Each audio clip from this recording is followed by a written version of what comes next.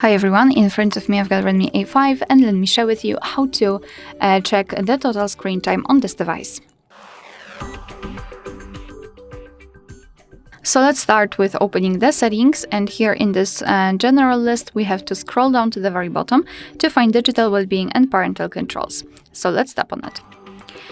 Here we've got the graph which will show us for how long we've been using this device today. As you can see, in my case it is over 1 hour with 6 unlocks and 22 notifications. Most of the time I've spent on the PUBG and then Chrome settings, etc.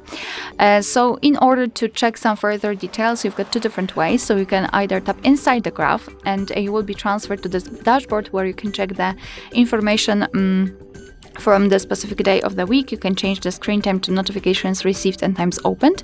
And under this dashboard, you've got the list of apps which you've been using with a specific time of spent on them.